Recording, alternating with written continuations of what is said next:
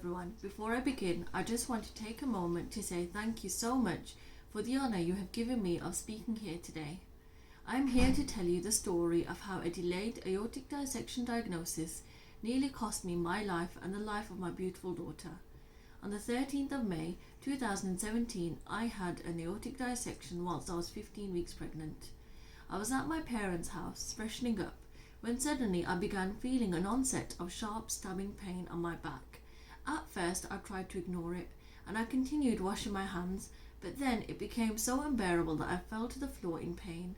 My mum and husband helped me get off the floor and onto the sofa. The pain became excruciating and I began vomiting. I was crying out and it felt like my insides were being stabbed with a knife. My family called for an ambulance. The paramedics checked me over and decided to take me to the local hospital as a precaution due to the fact that I was pregnant. I was taken to the A&E department, and by the time we arrived I was screaming out in pain and I was unable to sit or lie down comfortably. After an initial assessment, I was told by the nurses that I was fine and I was told to sit and wait for a doctor. My family continually requested for further assessment, but this was ignored over the following hours as I waited. My own initial thoughts were that something had happened to my baby, which in turn had subsequently affected me. When I was finally seen to by a doctor, I was administered morphine, which helped the pain subside, and I fell asleep in this state. When I woke up, I was told that I would be moved to the women's unit for observation, as it was presumed that I had kidney stones and that something was wrong with my baby. Over the next 24 hours, I was kept under observation, and in the early hours of the 15th, my mother's birthday, my condition had deteriorated to such an extent that I had begun coughing up blood. A specialist was called who, upon listening to my breathing, realised something was terribly wrong. The nurses ran observations and realised that my oxygen levels had dropped significantly. I was taken to the delivery suite, to a room full of doctors and consultants. My husband counted 15 specialists. They were all trying to figure out what was wrong with me. My family were called and they were told that I had pneumonia. I was told that my condition had become very serious and that I would need to be sedated. The last thing I remember that night was that my husband was holding my hand, telling me it's going to be okay. I gave him my watch and my wedding rings and we said our goodbyes. In my mind, I thought that it was our farewell and that I probably wouldn't wake up. I pulled a brave face and agreed to them sedating me. I was transferred to intensive care. I was placed on life support and my family were told that I potentially had a few hours left to live. Scans were taken, and after finally having a CT scan, an official diagnosis of the aortic dissection was made. By this time, my entire extended family had gathered at the hospital as they thought I would not survive. The doctors pre-warned my family that it was unlikely that my baby would live. It was decided that I was going to be transferred to the Queen Elizabeth Hospital as they have a specialised intensive care cardiac unit. My family were told that this journey itself could be fatal due to the fragility of my condition. Upon arrival and still heavily sedated, I was transferred to the care of the team at the cardiac unit, and once stable enough, I was taken to theatre and had surgery that lasted for 10 hours. Dr. Mascaro performed my operation and told my family that the surgery was successful. My entire aorta had dissected, but only the root and the arch had been repaired. My valve had ruptured and it was replaced with a mechanical one. My family were told that my baby daughter was alive and that she even had hiccups throughout my surgery.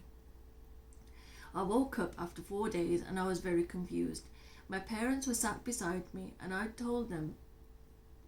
asked them what had happened to me. They told me what had happened. It came as a huge shock. I didn't know what to think. I was grateful that my baby was alive, but I was so confused about what had happened. One moment I was getting ready for a vacation, and the next I found myself fighting for my life. Over the next few days I began making progress, and so they moved me to a ward. However, just after 3 hours of being on the ward, I had started to feel unwell again. I had chest pain and was feeling very weak. A scan discovered a clot and I was rushed back to theatre for yet another operation. I spent another week in intensive care making slow and steady progress, but on the morning of the 27th, the day of my 1-year wedding anniversary, I felt like something was wrong. I was struggling to breathe. A scan showed that another clot had developed. I was alone at the hospital as the visiting hours hadn't started yet, and I remember calling my family telling them what was happening. I remember feeling really upset and hating my life. It felt like I was never going to get better, and it felt like I'd ruined our first wedding anniversary by being unwell. This second clot meant that I had to have surgery for a third time. I spent another week in intensive care, after which I was discharged from hospital. It finally felt like things were going to get better. I felt so happy to finally have been able to go home. Although I had a long way to go for recovery, I felt that being at home gave me time to prepare for the birth of my daughter in a more private setting. Unfortunately, this dream was cut short when I woke up 2 days later with a sharp pain in my chest. It was excruciating and similar to the first time I went into hospital. An ambulance was called and I was taken to the local hospital again by the paramedics. One of the nurses there thought I was in labour, but scans revealed that I had developed a cardiac tamponade, and so I was transferred to the Queen Elizabeth Hospital again for further surgery, making this my fourth theatre visit. The bleeding was so heavy that they had to pack my chest and leave me open overnight. The next day I was taken back to theatre for the fifth and final time for them to close me up. The final operation affected me the most. It physically affected me the most as I lost the use of my legs. I was unable to walk for weeks. I had extensive physiotherapy whilst I was in intensive care, and it felt like it was the worst time of my life. I felt like I'd lost all of my dignity as I was completely dependent on my husband's help and the help of the nurses. I needed help doing everything. I felt completely helpless as I couldn't even go to the bathroom or have a shower without assistance. It really damaged my confidence. This is when I started to realise that my life was never going to be the same again. After many weeks of being in this situation, I started to make better progress. For instance, I'd slowly started to learn how to walk independently again. A few weeks passed and I was finally discharged. Thankfully, this was the end of my major operations. The week after I was discharged, my brother got married. I attended his wedding with a walking stick. I was 7 months pregnant and I was struggling a lot. Everyone was complimenting me and congratulating me on my progress, but deep down I felt like I was in a dark place. I felt like the odd one out as I couldn't walk without the help of a stick. I had huge difficulties both sitting and standing because I had a large hematoma on each side of my groin. I was uncomfortable doing anything, but I decided that I was going to fight this and overcome it as I needed to be strong for my baby girl. She was my motivation, and the only reason I got through it was because I wanted to be strong for her. Once I started to show good progress, the doctors focused their efforts on my daughter. A scan revealed that something was wrong. Her blood supply had been cut off when I was on life support, and so her bowel hadn't fully developed. I was heartbroken when I found out that my baby had suffered due to my illness. I felt guilty and felt like it was my fault, as she would have been okay if I didn't have an aortic dissection. So many thoughts crossed my mind, but ultimately I knew that I had to put my feelings aside and my energy all towards her. I had to prepare for the worst. During my time at the hospital, the doctor spoke with me and said that I should terminate my pregnancy, but I refused. The only reason why I hadn't given her up was due to the hope that at the end of it I would have her. I said to them that if it is meant to be, she will pass away, but I wasn't going to kill her. I endured all the further pain because of the strain of the pregnancy, and so when I found out that her life was at risk, I didn't sleep properly for days. I was having scans 3 times a week, and the travel back and forth from the hospital put a huge strain on my health. However, I did not give up for her sake. As my due date neared, I had a discussion with the doctors, and they said it would be best if I had a planned early C-section. I would be in no fit state to give birth naturally. Unfortunately, this didn't go to plan either, as I went into preterm labour 2 weeks before the planned C-section. I was 32 weeks pregnant when this happened. The pain was intense and my condition deteriorated. The doctors were unsure whether to take me to theatre, as I was supposed to have my C-section with a cardiac team on standby. I was told to prepare for both outcomes. I sat there sobbing and told my baby that whatever happens, I will love her and that she was the best thing that happened to me. It was the first time in my life that I felt so alone and scared. I knew our separation was near and I didn't know how I was going to cope. I informed my family and they came and we said our goodbyes before I went into theatre. My daughter was born at 3:56 on the 4th of September. I lost 2 litres of blood during the operation and I was feeling very unwell once again. When I woke up, I felt like my heart had been ripped out. I was devastated. My daughter was taken straight to the neonatal unit and was intubated at birth. We were no longer together. I didn't meet her until the following day. This was the most painful thing I'd experienced. When I finally met her, I broke down. She was the most beautiful thing I'd ever seen. I named her Ruqayya. I can't find any words to describe how it felt seeing her lying there in the incubator relying on machines to breathe.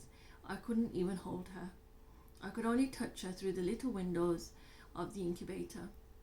We don't have time to go into detail about her full stay in hospital, but just to summarize, she ended up spending 10 months in hospital. She was taken to theatre over 11 times. She has had multiple laparotomies and bowel surgeries. Before she was discharged from hospital, my husband and I were trained on parenteral nutrition, and I was also trained on how to pass an NG tube. Despite everything she went through, she is currently doing really well. She is now 4 years old and is the happiest girl I've ever seen. She has a central line and an NG tube. Her progress has been amazing. She is the bravest and strongest person I know, having defied all the odds, and is a true miracle. One of the most difficult things I find about being Ruqayya's mother is that the burden that I feel on myself and the guilt that I carry. It hurts me to know that this pain she has been through could have been prevented. One of the main reasons I'm standing here today is to make sure that no one else in my situation is neglected. I would do everything in my power to prevent a mother from going through what I have been going through. People assume that I knew that what was eventually going to happen to me with my heart condition. The truth is, I had absolutely no idea. I was never told. The fact that my mother, who also suffers from Marfan syndrome, had 9 healthy pregnancies made me oblivious to something like this ever happening to me. It never occurred to me that becoming pregnant while suffering from a heart condition such as Marfan syndrome could nearly kill me. If I went onto Google now and typed in aortic dissection symptoms, all of the symptoms I had would come up. To this day, I cannot understand why it took medical experts over 30 hours to diagnose me.